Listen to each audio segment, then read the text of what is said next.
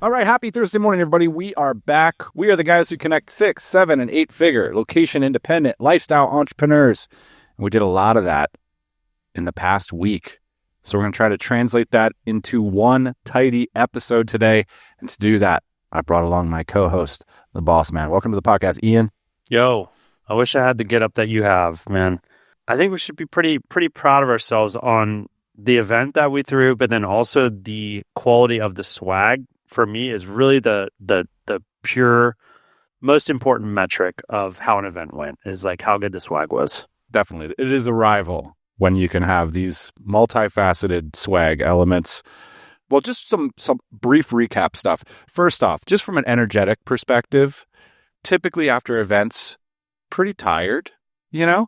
This event, no, opposite. Energized, so excited about what everybody's doing down there. So here are the details, just the top level.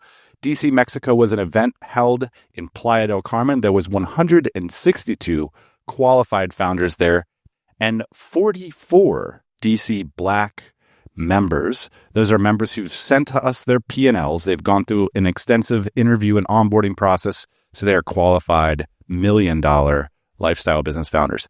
Really impressive crowd. I got to say, a lot of the plus ones, it was really cool to meet the partners and see that they're either play a big role in the members' business or they have a business that in some cases outclasses the members' business. So that was super cool. Just a great culture of vetted founders, generous founders, worldly, global-minded, travel, passionate. But also just like the composition of the group was at an all-time high in terms of professionalism, seriousness, and the quality of what they're doing on a day-to-day basis. So it was very like batteries recharge moment for me. Yeah, the ocean breeze and the 10 pools at the hotel doesn't hurt for the recharge part as well. Yeah.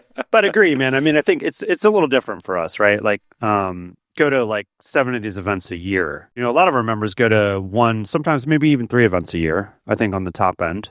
And so it is a place where you can get energized, and it is a place where you can like get inspired by these people, because it's hard to meet up with one other founder, let alone 160.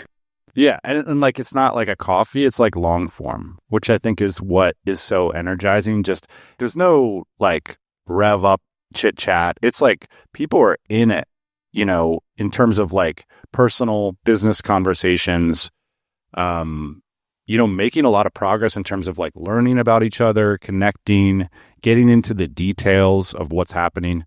And we want to try and share a little bit of that on today's episode. But first, I want to just read a little essay that Jeff Pecaro wrote.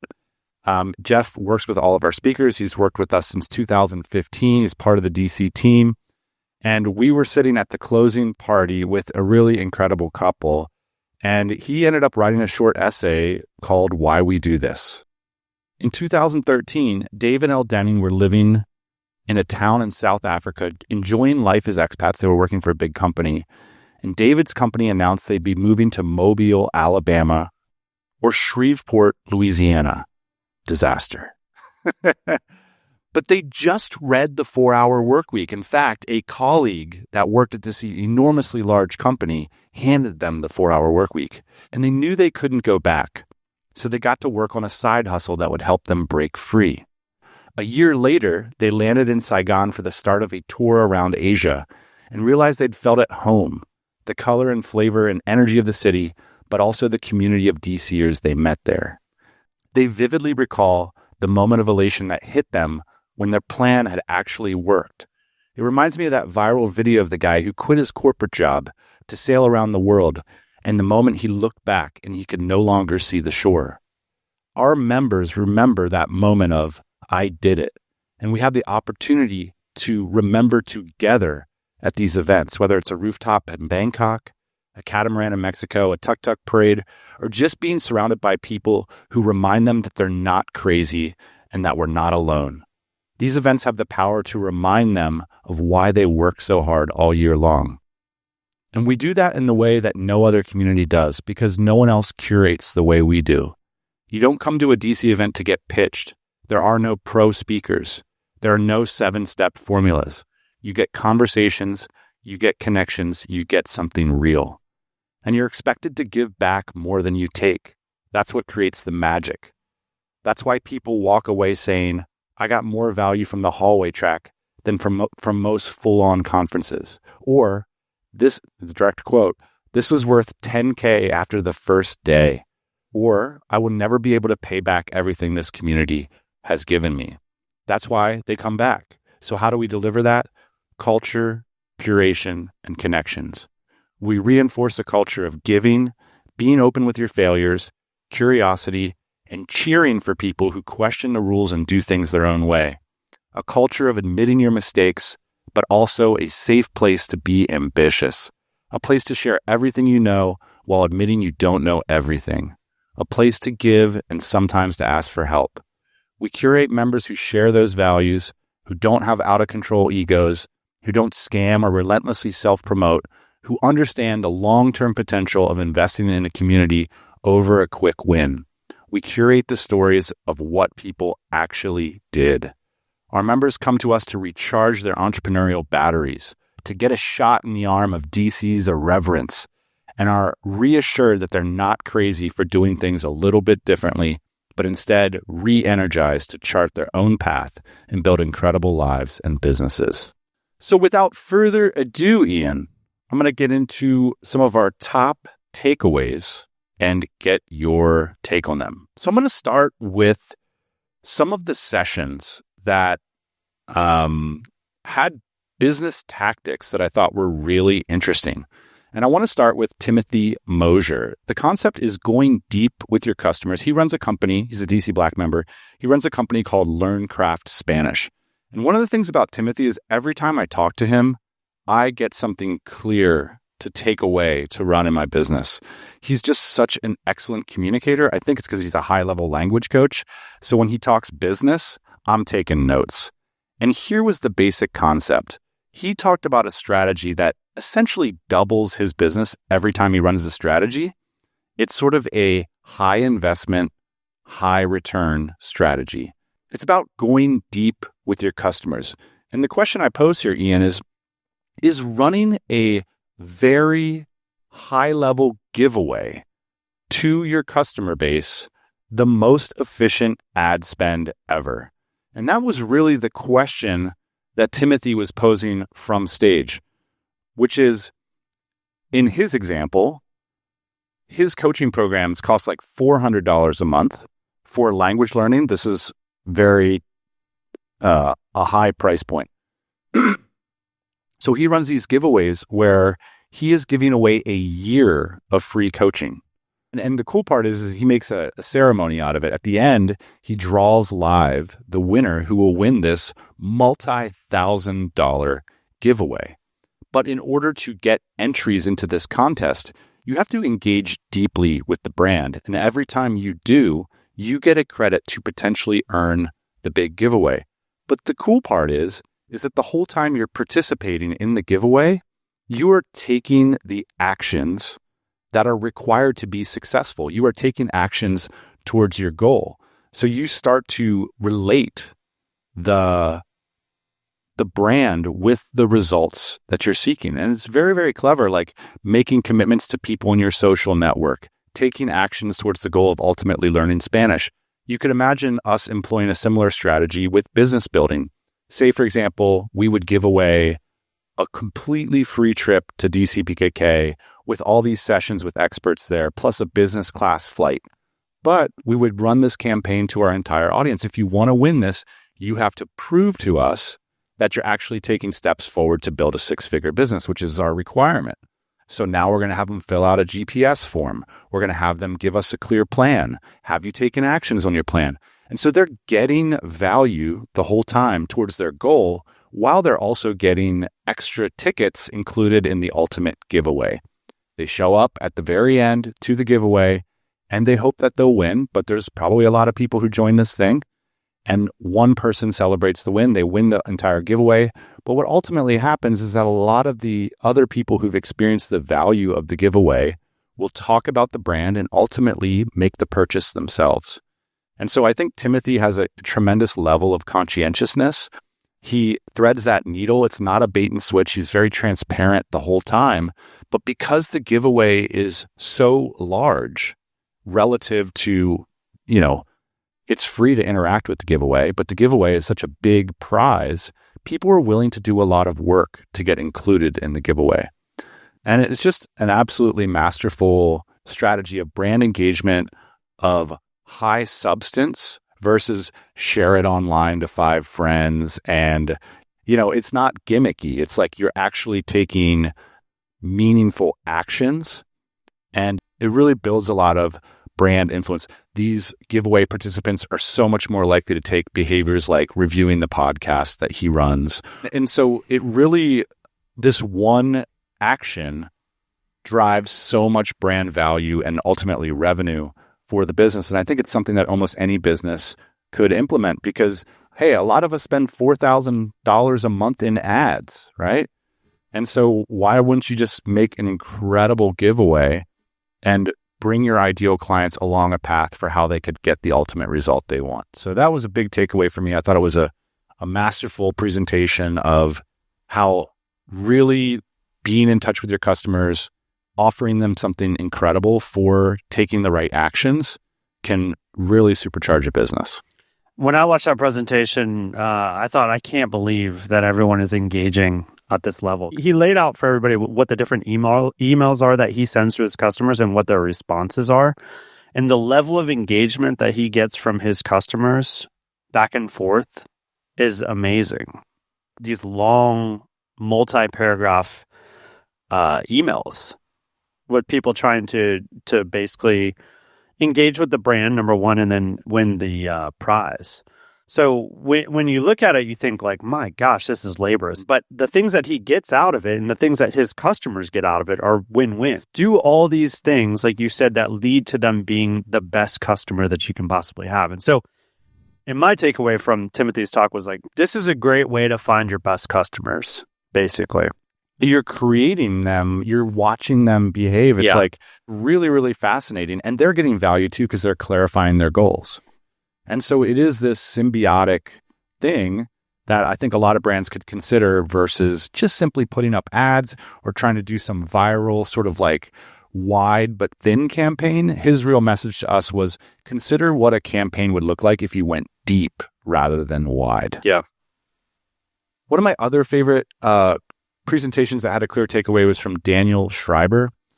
And Daniel runs Newly. It's Taiwan's largest fitness app. He's also a DC Black member, another extremely clear communicator. What he presented to us was the group workshop model for sales.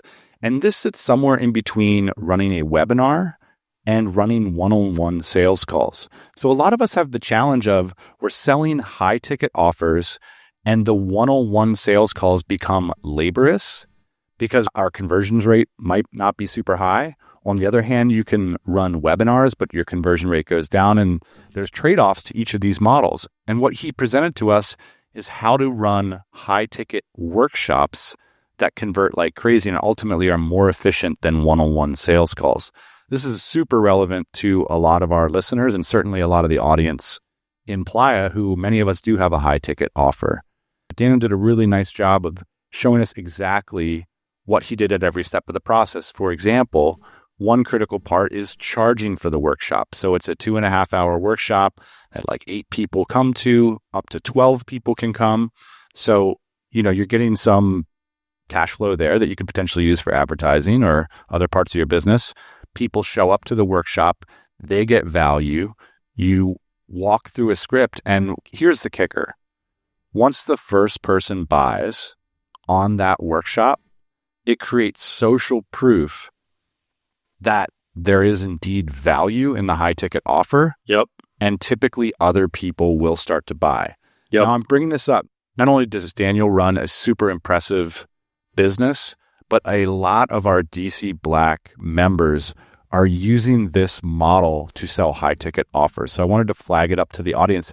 If you're not familiar with the middle ground between a webinar and a one-on-one sales call, this seems to be working in 2025, and a lot of people are employing these strategies. I facilitated his mastermind for a while, and watching his progress, like he's really progressed this offer to the point where I think it's working really well for him. And then we had him give a presentation on it.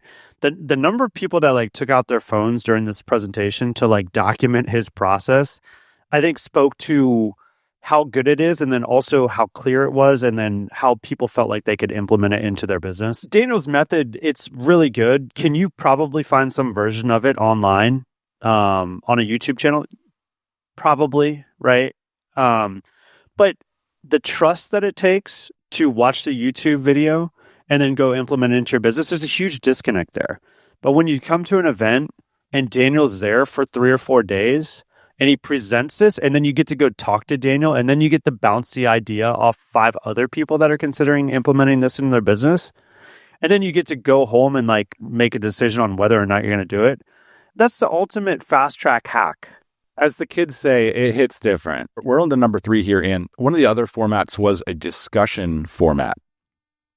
And this is simply where we have facilitators, we have people in the room, and we're breaking out into discussion groups, getting to know each other vis-a-vis a topic. One of the more interesting ones I attended was entitled Lifestyle Entrepreneurs. And the key topic was this idea of where does lifestyle business meet the FIRE movement? In other words, like, how do we think about making wealth while running businesses that we may or may not want to scale? And there does seem to be this tension between, should we take the opportunity to grow our teams, grow our revenue, or should we take the opportunity to enjoy a sweet spot of the business and feel like we've already retired because we're doing something we love every day and we really enjoy running our business? I like that conversation is happening. I think maybe more than ever, because a lot of these businesses now are like more mature. I relate it to like these local businesses too, like the garden center or whatever it is, these one location places. It's somebody's passion, right? It's been there for 25 years. Most of the time, they love their business, but they are frustrated at year 10 or 20 or whatever it is, that they can't live the life also that they want to live. And that is where these DC style location independent businesses excel, which is you actually get the lifestyle that you want and you have the assets. So you get both things. Yeah. One thing that came out of this discussion for me is basically, how do you enjoy it? What are some of the things in the room that people do to enjoy the freedom? I realized one of the sort of misconceptions I had in my mind was in like the business advisory or business expertise world, the higher your expertise gets at business advisory, the more you charge. But the thing that occurred to me last year was that that's not true in all professions. So for example, if you become a really excellent baker, your rates to advise others don't necessarily go up. And so as someone who has time freedom and location freedom, you can seek these people out and have them coach you in their expertise. So just like there was a lot of discussions like that, like what are we doing with all this freedom? What are some creative ideas? But I think the core of that discussion was really about like, how do we get our money right? Because we got to make sure we're getting our money right so that we can sustain this, so that we can ultimately not have to do the business forever. Even if we love it, you want to have a game plan, I think, to get the money right so that you can do whatever you love in the moment 10 years or 5 years from now. We've been putting out the word that remote first recruiting is helping you hire in Latin America. Here's 2 success stories. The first from a founder who had a $2,000 a month budget. We found him 3 interviews in the first week. He had a hard time deciding which one to go with. One of them had a PhD. They all had relevant experience and incredible English skills. The thing he said to me, and he almost said it like sheepishly, like, these candidates are actually better than the candidates I was looking at in America previously. How about that? We recently helped a company hire in Argentina for just $25,000 a year, and we did it in 14 days. That is a client-facing, experienced English speaker. So if you're interested in getting started hiring in Latin America, just schedule a 15-minute call with our lead recruiter, Greg Valentine. He can get you started then and there. So you're just one 15-minute call away from your next great team member. Check them out over at remotefirstrecruiting.com. All right, on to number 4. One of the themes for me was simply masterminds as money makers. One member who actually posted on LinkedIn about this, a new member, came up to me at the closing party and said, I believe that this was worth $10,000 to me after the first half of the first day. And that's basically our goal when we host these events, is like, how can we return 10x the investment? That's what we believe will make these events and our memberships like a no-brainer. And for me, a great mastermind is about composition, clarity, and consistency.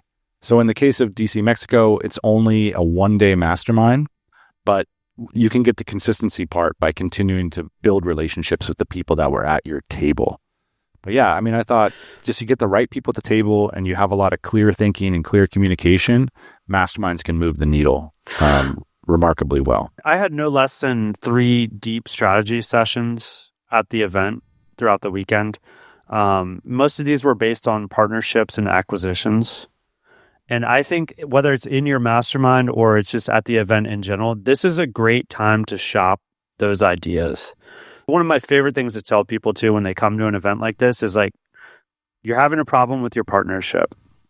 This is a story that I heard. You're not sure how to go through it. By the end of the weekend, you get to shop it with like 20 really smart people. Yes. And you should be able to leave the event with that kind of clarity. Whatever it is on your mind, or that you believe that you need to test, these events are a great place, and the masterminds are a great place to test these ideas. Yeah, and that's like the charging of the batteries, because like this is like a big challenge. It might be weighing on you. You're worried about it. But then you take it for a little shopping trip around an event like this, and all of a sudden you get all kinds of lift because people are energized to help you solve your problems. And I feel like that's part of the vibe. All right, number 5, parenting meets entrepreneurship. What am I in for? If you're single, or if you haven't had a kid yet and you're planning on having one of the biggest questions I got during the event was, what's parenting like? People know I'm 1 year in, and people are curious, boss man. They want to know, what's it like being a dad? How's it going? And so I tried to write something down with the recognition that I'm only 1 year in. And so there's everything left to learn. There's no parenting going on 1 year in. Like that's a thing that I'd like to put out into the universe and make sure that everybody understands. Yes. Like the parenting doesn't happen for several years. Yes, you are a dad. Yes. I just want to give my little hot take that I took for a walk around the conference when people would ask me. And here is one observation that I've had about parenting. People will often talk about the increased stress, workload, lack of sleep, difficulty in general of raising children. If you're single and want to have a family someday, it is a really interesting idea to date with that context in your mind, because I think when people say parenting is very stressful and a lot of work and all that, agreed, it's a lot. But it's often what they're representing is having to collaborate with their partner more is the true stressful part. Because if you're dating somebody and you have certain hobbies you like to do together, you sync up on those hobbies and then you desync and then you sync back up, and that can be a relationship. However, when you have children, you are syncing all the time. 100% sync, sync, sync, sync. And so when I think a lot of people express the challenges of child rearing, part of it is the challenge of child rearing, but then part of it is the challenge of dealing with their partner 24/7. And so if you're single right now and you're listening to this, try it on for size. Think about dating a future partner and parent versus simply dating someone that's really fun to date. I think the point is clear that when you have kids, you're just going to have to collaborate, communicate, and partner and trust a lot more. And so it's a really interesting standard to try and meet if you're single right now and you're thinking about having a family. Just want to say that this is a very normal conversation for a DC event too. Yeah. By the way, like one of the conversations that I had over the weekend was the most accelerated timeline from meeting someone to essentially proposal in a matter of like 2 weeks. It involved all the craziest things that you can imagine, including spreadsheets, to find his perfect mate. I heard rumors of a DC BKK honeymoon extravaganza, and I think that bodes well for any relationship personally. A bunch of people brought their families down. The nanny scene there seemed to be pretty good too. So it's like one of those places where you could come have a nanny during the day while you go to the conference for your kids, and then you meet them in the pool afterwards. Yeah, very professional, the service that we used, and we share those things all around the event information and group chat. Okay, Ian, we talked about our top 5. I've got 5 other smaller just things I want to just run through quickly here. Number 6 is pivots and resets and facing new realities. For a portion of the membership, things are changing fast, and they're having to retool their team, retool their offer, change the way they operate their business. And I think these events are a time to find bravery in doing so, but also in being thankful for what we have. I spoke with one member who a lot of their revenue went away, but it's still an incredible business with all the freedom, the time, the location, and the gross margins.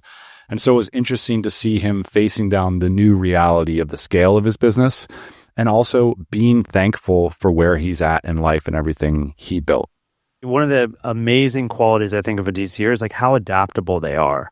Yeah. And they value other things outside of the dollar, right? Or that's not the highest thing on the pyramid for them. Maybe lifestyle is, or freedom, something like that. It makes you very adaptable because you're willing to learn new things and you're willing to like move around to accomplish whatever your ultimate goal is. Number 7 is AI workflows. Using tools like make.ai. Our members were like meeting up with each other, laptops open. Here's how I do research. Here's how I'm prompted for my sales calls. Here's how I'm creating courses for myself. Here's how I'm pulling together ICP research and giving it to my sales team. It's just incredible what the members are doing with AI workflows. We could probably pull together a whole episode with that, but it was just also cool to see laptops open and just swapping workflows with each other. Number 8, bravery and courage in decision-making and deal-making. I just think we worked a lot one-on-one with many of the members at the event through our DC Accelerator program, through our one-on-one coaching. And you can just see how much confidence people are gaining by being clear, making brave decisions. And I think coming to events like this, it helps because you're just not alone. You can be like, here's a decision I intend to make. Do you see red flags here? Can you support me? Can I call you after I do it and debrief with you? And the answer is always yes. And so that kind of transparency, some people call it vulnerability, but I hesitate to even call it vulnerability. For me, it just feels appropriate. We are all founders who are on a mission to help each other. So share the information that allows us to be useful to each other. And that is being transparent. If you know about what I'm going through, then you can help me. And so there needs to be a good deal of trust in the room before you're willing to do that. But we see that everywhere at these events. And that's really what we're trying to create. Just 2 more here, Ian. Really defining and narrowing down on the marketing channels that are working. We had meetups about this, all different kinds of things, whether it's LinkedIn, whether it's going deep like Timothy did, whether it's email marketing, whether it's social. I think a big theme of the event for me was finding the marketing channels that are working and maximizing their effectiveness before moving on to new experiments. So you saw that with Timothy's presentation, where he understands that a direct relationship with his customer via email is the marketing channel that's working.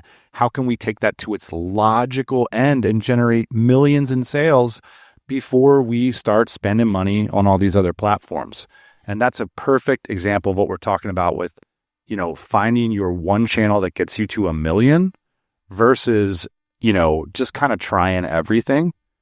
And you see that creativity that the constraint drives, which is if email is my best channel, how can I absolutely be best in class and get the most out of this channel? Because we're already invested. It's easier to go deep on one than to do multiple with less resources and ability and competitive advantage at the end of the day. Final one, a theme for me and you is simply a continued focus on the P&L and on the financial rigor with which we operate. This came up in the lifestyle entrepreneur meeting. Well, if you're not going to scale, you got to get your money right. You got to know what your savings rate is. You got to have a plan for personal finance. In the business side, there's a lot more. When we're talking to people, people know their numbers. One member texted us and said their life had completely changed because they took the message seriously of understanding how the financial side of their business works. Just to be fair, Dan, that's not a skill set that all of us have, but it's definitely all one that we all have to learn. If we're going to run a business, it's a very important part. It is the business. This is why we talked about Greg Crabtree so much. What Greg Crabtree is to business finance, Dave Ramsey is to personal finance, which is to say your ability here is super important, but guess what? It's not as hard as you thought it was. And I think if you take a traditional, quote, business finance approach to business, yeah, that's complicated. But if you take Greg Crabtree's approach, you can break it down into simple things like gross profit's your true top line. You need to have an LER of 2.0 as a benchmark. Let's just break down this business and see if it makes any dollars and cents. And the same thing, taking it to that next level of personal finance. Like, what is your draw? What is your distribution? How much of it are you able to save? Is this business profitable for you personally? So the ability to know those numbers will help you get more out of events like this. When I'm sitting down on the lounger with 1 hour, when I'm firing off questions and they have answers, it makes it so much easier to progress the conversation faster and to get more out of the time input. So it's one of those things that's like sharpening the tool that you're going to go use. If you're going to do business all year, let's have a clear financial picture so we know whether or not our behaviors are creating results on the bottom line. All right, Ian, that is the entire list.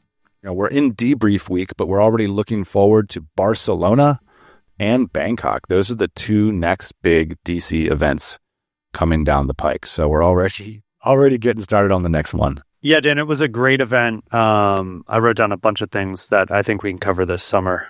And nice. Like you said, on to the next events, man. We got a busy next couple weeks here.